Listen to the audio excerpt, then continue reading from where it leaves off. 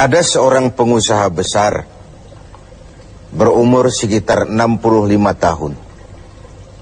Terkenal, asetnya tidak lagi terhitung. Satu hari pengusaha kita ini bertemu dengan seorang teman wartawan. Terjadilah dialog. Sang wartawan bertanya kepada pengusaha kita, "Pak, umur Bapak berapa tahun?" "Umur saya? Iya, paling sekitar 7 tahun. "Loh, 7 tahun? 7 tahun. "Anak Bapak berapa orang?" "Satu." "Satu saja?" "Satu saja." "Harta Bapak berapa banyak?" "Ya, paling sekitar 10 sampai 15 juta rupiah saja." Teman wartawan berkata, "Pak, kenapa Bapak berdusta? Bapak orang terkenal, pengusaha besar, punya biografi. Kami tahu umur Bapak 65 tahun. Kenapa Bapak bilang 7 tahun? Anak Bapak pun banyak. Kenapa cuma bilang 1? Harta Bapak, aset sudah tidak ternilai. Kenapa Bapak bilang cuma 10 sampai 15 juta rupiah saja?" Senyum agak getir, sang pengusaha menjawab, "Kau benar, Nak. Umur saya kalau jumlahnya sih memang 65 tahun. Tapi dari 65 tahun umur saya itu, rasa-rasanya baru 7 tahun yang ada artinya di sisi Allah. Baru 7 tahun sujud saya benar. Baru 7 tahun saya laksanakan perintahnya, saya tinggalkan larangannya. Sisa umur yang lain habis kelabu warnanya, penuh dosa dan keingkaran. Saya katakan umur saya coba 7 tahun. Anak, kau juga tahu anak saya banyak. Tapi dari sekian banyak anak ini, rasanya cuma 1 yang akan jadi buah hati, belahan jantung, pelanjut cerita, penerus sejarah, anak soleh yang akan mendoakan orang tuanya. Yang lain susah diurus anak saya itu." "Oh gitu toh." "Iya." "Mengenai harta, Pak, kau juga benar. Harta saya, aset saya sudah sulit dihitung lah. Pabrik di mana-mana, di tiap bank hampir ada deposito saya. Tapi dari sekian banyak harta itu yang saya ingat, baru sekitar 10 sampai 15 juta yang saya belanjakan di jalan Allah. Saya sumbangkan masjid, saya bantu pesantren, saya bantu yatim piatu. Dan itu yang akan jadi milik saya yang sebenarnya, yang akan saya bawa menghadap Allah, saya bawa ke alam kubur. Yang lain akan jadi rebutan ahli waris sesudahnya." Jangan-jangan orang tua tadi adalah kita-kita ini. Jangan-jangan kita-kita ini adalah orang tua tadi. Tapi yang pasti, jangan sampailah kita seperti orang tua tadi itu. Dari sekian banyak umur yang diberikan, berapa yang punya nilai di sisi Allah? Dari sekian banyak anak titipan Allah kepada kita, berapa yang akan jadi anak soleh, buah hati, belahan jantung, pelanjut cerita, penerus sejarah?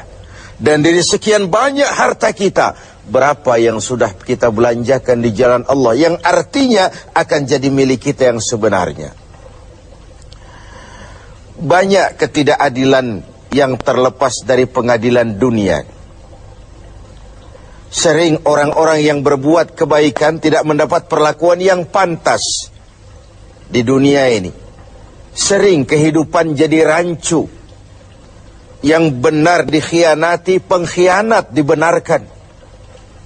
Yang tuntunan dijadikan tontonan, yang tontonan malah dijadikan tuntunan. Untunglah ada akhirat.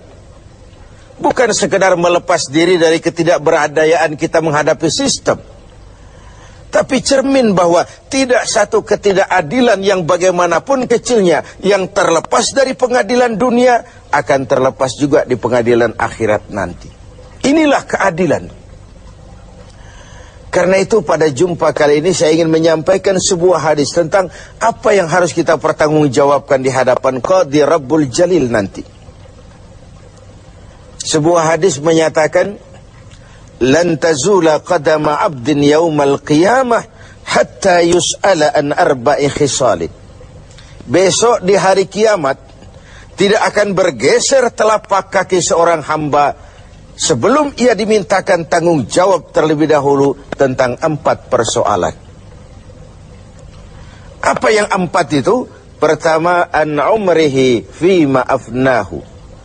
Umur yang diberikan kepadanya akan dimintakan tanggung jawab kelak. Di mana umur itu dihabiskan? Diberikan umur 30 tahun kah, 40 tahun, 50 sampai 70, 100 bahkan. Sejak kita akil balik sampai ajal datang merenggut nyawa, di mana umur itu dihabiskan? Kita sering main-main, padahal waktu berjalan terus.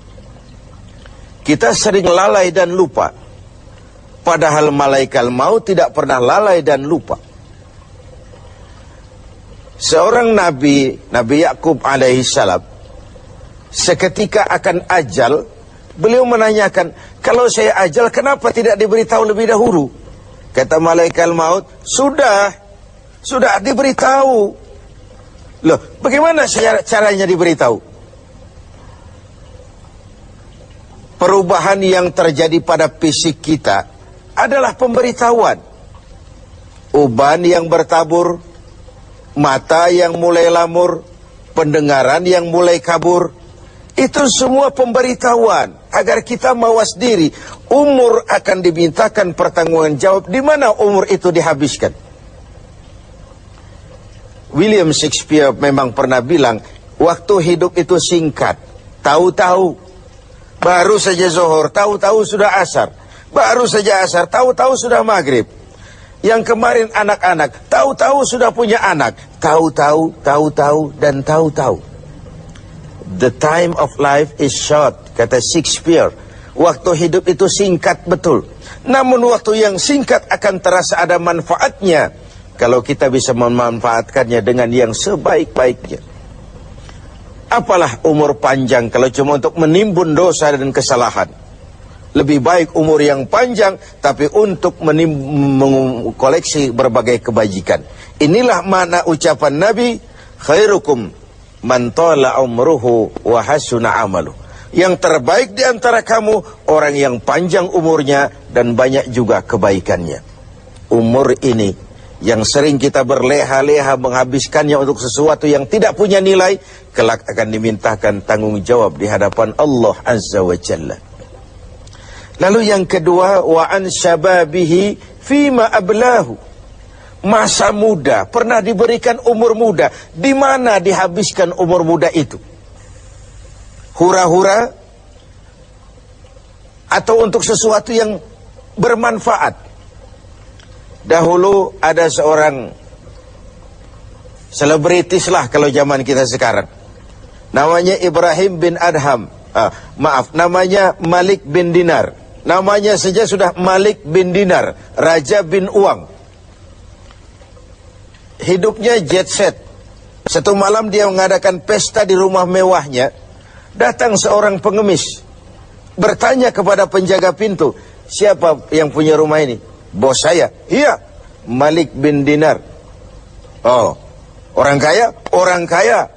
Selebriti? Selebriti. Dia hamba apa orang merdeka? Dia orang merdeka. Kalau hamba bagaimana bisa pesta sehebat ini?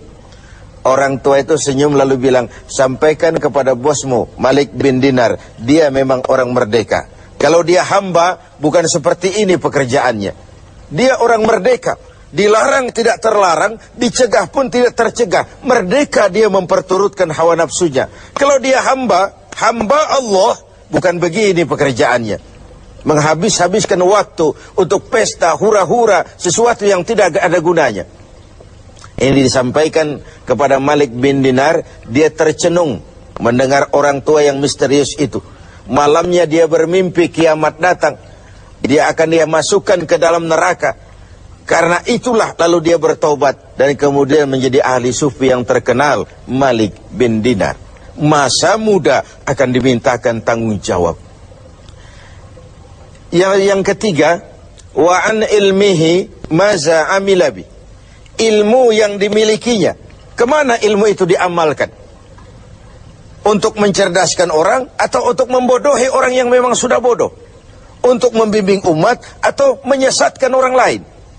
Agar hamba menjadi hamba Allah atau agar orang menghambakan dia? Ilmu akan dimintakan pertanggungan jawab. Yang terakhir, wa an malihi min aina iktasabahu wa fima anfaqahu. Kita akan dimintakan tanggung jawab tentang harta kita.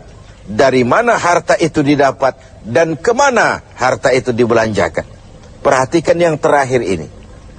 Tentang ilmu, pertanyaan akhirat cuma satu. Ilmumu kau amalkan untuk apa? Tentang umur, pertanyaan akhirat pun satu. Umurmu kau habiskan di mana?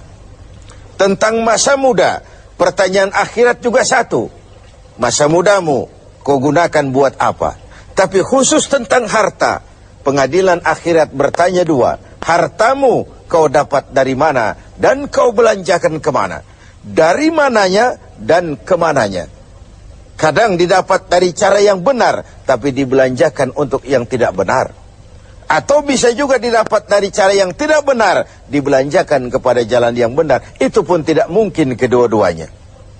Pemirsa TV7 yang berbahagia, mudah-mudahan kita tidak bernasib seperti orang tua pengusaha di awal pertemuan kita ini.